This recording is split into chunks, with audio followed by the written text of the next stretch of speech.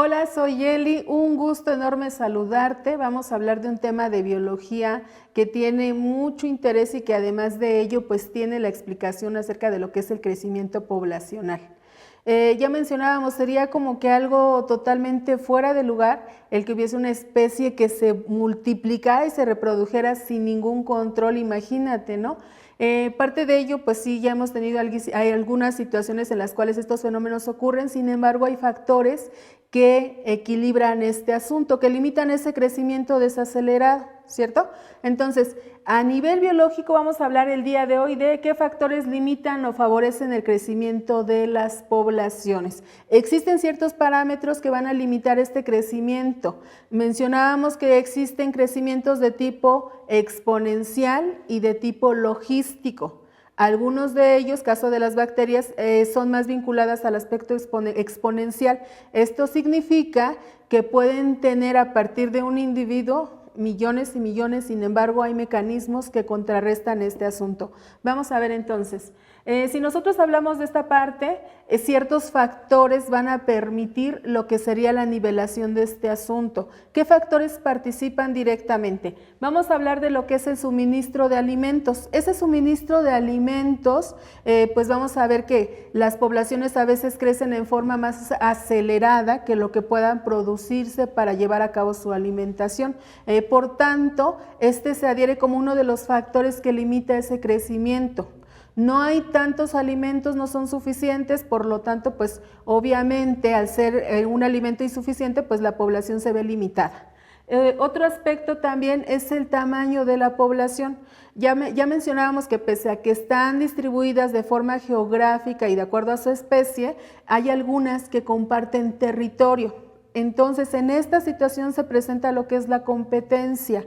Va a depender mucho de qué especie le es más fácil adaptarse, le es más fácil y más viable el aprovechamiento de recursos. Entonces, pues va a depender mucho del tamaño. Si tenemos una población que es relativamente alta, pues va a tener mayor jerarquía porque obviamente va a emplear sus mecanismos y medios de actuar en masa. Entonces, esto le va a permitir una mayor compensación para lograr un mejor desarrollo y tener una mayor oportunidad de reproducción.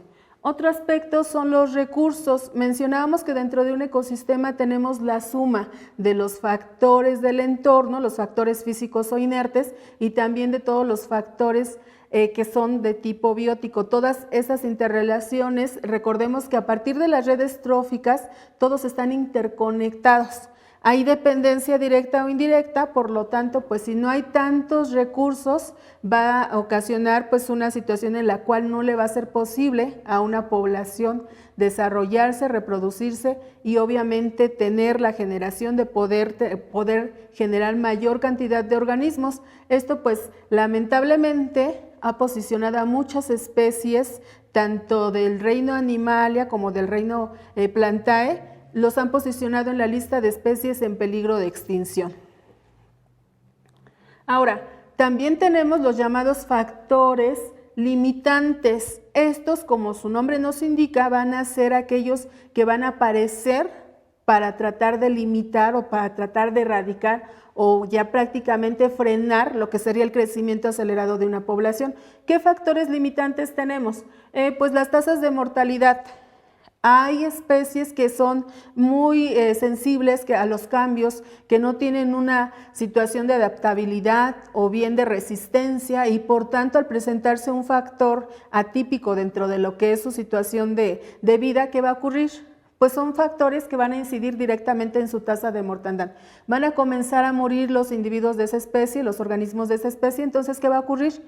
Pues esto va a frenar lo que sería el tamaño de esa población. Otra circunstancia es la disminución de su tasa de crecimiento. Hay poblaciones, por ejemplo, ponemos en este contexto a la población humana, ¿qué ocurre? La población humana, por ejemplo, tiene una situación en la cual con el pasar del tiempo se ha adecuado a otras formas de vida y entonces la tasa de fertilidad se comienza a decrementar. Y aparte de ello hay poblaciones que comienzan a tener una edad bastante avanzada. ¿Qué significa esto? Pues recordemos que con la edad se frena la circunstancia de la reproducción. ya no hay generación de gametos y por tanto pues tenemos esa limitante de que como la especie ya es adulta, como ya entra en una etapa de senectud, pues ya no le es posible la reproducción. Lo mismo ocurre con otras especies, a medida que va avanzando la edad, esto recae directamente en lo que sería su tasa de crecimiento de población. Otro aspecto son las enfermedades. Habitualmente siempre llega un patógeno a invadir cierta especie y hay enfermedades que pues son bastante nocivas porque son, por ejemplo, las causadas por los virus. ¿Qué ocurre con estas enfermedades? Tienen una etapa en la cual tienen la situación de ser bastante infeccioso. Y recordemos que esta situación recae porque habitualmente muchos de los virus están presentes en el ambiente. Al compartir una zona geográfica, al compartir el mismo medio físico, pues es muy posible que lleguen a infectarse o bien la enfermedad sea de otro tipo, pero que sea mortal. Entonces, estos son limitantes, factores limitantes para el crecimiento poblacional. Otro aspecto son los parásitos. Recordemos que del parasitismo es una dinámica también de lo que sería la situación nutrimental. Sin embargo, pese a que decimos que en la situación del parasitismo, ¿qué pasa? Rara vez el parásito lleva a la muerte a quien lo hospeda, sin embargo, pues se puede presentar esta situación. Por ejemplo, en el caso de los humanos, las tenias intestinales. ¿Qué pasa con esas amebas? ¿Qué pasa con esas tenias? Cuando invaden el organismo, habitualmente no van a sacrificar al humano. ¿Por qué razón? Porque es el medio por el cual ellas también subsisten. Entonces, pocas veces, pero sí se presenta, los parásitos ejecutan a quien los hospeda porque es una situación en la cual hay cierta simbiosis, se genera cierta dependencia, sin embargo, se llega a presentar. Ahora, dentro de estas relaciones, interacciones y limitantes de lo que es el crecimiento poblacional, también se presenta lo que es la situación de la depredación. Mencionábamos ya, esto es un límite o es uno de los niveles tróficos de consumidores terciarios, cuaternarios o posteriores a estas situaciones. ¿Qué ocurre con ellos? Los depredadores aumentan generalmente dentro de una población la tasa de mortalidad, aunque también habría que hacer mención que su tasa de efectividad de caza es también baja en comparación con otros. Por ejemplo, hablamos de los felinos. Ellos tienen una tasa aproximada de lo que es éxito en la cacería del 30%, comparada, por ejemplo, con las hienas, quienes tienen la tasa más alta, pues estos llegan a una parte muy limitada. Esa forma, esa situación de depredación también en ciertas circunstancias no solo reduce la población de ellos, también reduce la población de las especies a las cuales acechan. Tenemos también la disminución de lo que serían la situación nuevamente de la generación de parásitos, también la tasa de crecimiento. Prácticamente los factores limitantes son compartidos. Sin embargo, pues habría que analizar. Muchos de los depredadores, la mayoría de las veces solo cazan, pero no consumen, o bien ahí son acechados y alguien más se hace partícipe de esa dinámica de nutrición y se lleva a la presa. Ahora bien, dentro de estas dinámicas, dentro de estos factores limitantes aparecen los que mencionamos como antropogénicos, es decir, aquellos que el humano va a causar, del cual es directamente responsable. ¿Qué tipo de factores presentamos? Habitualmente el uso de sustancias químicas que son segregadas a un hábitat. Estas sustancias, pues generalmente, por ejemplo, los pesticidas. Los pesticidas, por ejemplo, limitan lo que sería la situación del crecimiento y la producción de vegetal dentro de un área. Este fenómeno se presenta mucho con la intención de proteger sus zonas de cultivo. Sin embargo, hay que recordar, ahí ya está un ecosistema presente y ese ecosistema se ve limitado o se ve modificado a raíz de estas sustancias de lo que llamamos como pesticidas. Entonces, esta es la situación en la cual el hombre participa activamente segregando sustancias químicas en cierto lugar, en cierto sector, y obviamente altera el ecosistema que está ahí presente. Ahora, también están los herbicidas, tanto los pesticidas como los herbicidas están limitando los vegetales y todos los insectos que de repente ahí están formando un ecosistema. Esto los elimina y por tanto se gestiona como uno de los factores de pérdida dentro de lo que sería la tasa de crecimiento de población de alguna especie. También la destrucción de los hábitats. Esta destrucción va desde lo que son acciones de tala inmoderada, desde lo que son prácticamente eliminación de ecosistemas debidos a lo que son áreas agrícolas, a lo que son situaciones de vivienda. Entonces, esta es la forma en la cual el humano actúa de forma desmedida. Otra es la caza ilegal, la caza furtiva. Otro puede ser el tráfico de especies. Todos estos factores, a final de cuentas, inciden en lo que es la cantidad de organismos que pertenecen a una población. Dentro de lo que son los factores, ya vemos aquellos que pueden perjudicar lo que es el crecimiento de una población. También existen algunos que favorecen esta dinámica de crecimiento. Uno de ellos, por ejemplo, es la fácil reproducción. Hablábamos que hay organismos que les es muy fácil reproducirse. Por ejemplo, el caso de la forma de reproducción de las bacterias, la fisión binaria, que les va a permitir el que a partir de una bacteria se vayan multiplicando de forma exponencial. Una salen dos, de las dos ya tendríamos cuatro, de las cuatro pues obviamente cada una se va a segmentar de la misma forma, de tal manera que va a dar un crecimiento acelerado debido a esa facilidad de reproducción. Otra es la tasa de natalidad. También hay organismos que tienen una tasa muy efectiva de natalidad. Entonces, dentro de una sola área o un solo lapso de gestación se pueden generar varios individuos o varios organismos en este caso. También el espacio.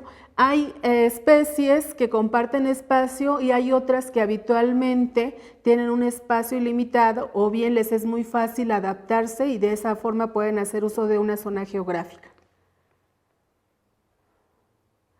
Dentro de lo que son las situaciones de la actividad o de las circunstancias que involucran un ecosistema, estamos hablando que todos los sistemas tienen una capacidad cíclica de reincorporar sustancias a lo que sería su sistema de balance o equilibrio, ¿sí? Nosotros hablamos de que los ecosistemas reciclan, porque ya mencionábamos que a través de, en este caso de los sistemas biológicos, a través de lo que sería la situación de los actuadores presentes dentro de todas las redes tróficas, eso permite que no exista, sí existe pérdida de energía a manera de calor, pero en realidad la materia se reintegra de tal forma que da presencia a otro nuevo ciclo de vida debido a lo que son el asunto de los actuadores llamados descomponedores en las redes tróficas.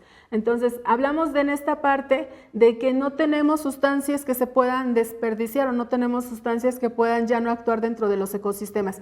Algunas que son nutrientes, caso por ejemplo, dependiendo del organismo, de las plantas. Por ejemplo, en las plantas estamos hablando que ellas hacen uso de sustancias inorgánicas, tales como es el agua, macromoléculas, micromoléculas, y también de lo que son los rayos solares, para transformar esas sustancias en lo que a nosotros nos es fundamental para la vida, en glucosa. Entonces, esta parte es importante de analizar porque en sí un ecosistema se puede balancear, si se puede visualizar como una parte que recicla absolutamente todas las sustancias. Hay a lo mejor sustancias de desecho, pero mientras para unos organismos son de desecho, para otros pueden ser funcionales, pueden ser vitales. Otros factores que afectan esta circunstancia puede ser la luz. Hay organismos a los cuales la luz les afecta y hay organismos que requieren de luz para subsistir. Otro factor es también el agua. Hay organismos que requieren bastante agua, los de los ecosistemas acuáticos, los de los ecosistemas marítimos, todos ellos requieren lo que es el agua para poder subsistir. Pero hay otros organismos que pues a pesar de que les es útil el agua, en demasía esta les puede afectar. Otro factor son el oxígeno. Esto para el caso de los organismos que realizan la respiración aerobia. ¿Por qué? Porque requieren el oxígeno para llevar a cabo este intercambio gaseoso. Ellos requieren suministrar en sus vías respiratorias oxígeno para poder llevar a cabo todas las funciones que se puedan realizar a manera de la biología. Ahora, dentro de lo que es la temperatura, este también puede ser un factor que acelere el crecimiento de algún organismo. Hay, por ejemplo, muchas bacterias que requieren de circunstancias como es humedad, temperatura. Entonces, esta puede ser un factor que también pueda frenar o acelerar. Si la temperatura es óptima, la reproducción de algunos organismos será acelerada. Ese es uno de los factores que puede contribuir. Y también el clima, si el clima es adecuado, también le permite a un organismo sobrevivir. Entonces, como hemos visto, hay factores que alteran y factores que normalizan, o bien factores que aceleran lo que es la tasa de reproducción de los seres vivos. Hasta aquí mi participación. Gracias por tu atención. Nos vemos para la próxima.